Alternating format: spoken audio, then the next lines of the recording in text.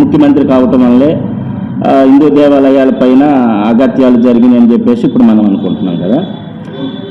వాస్తవానికి ఏంటంటే ఎవరు మత సిద్ధాంతాలను వాళ్ళు పాటిస్తారు.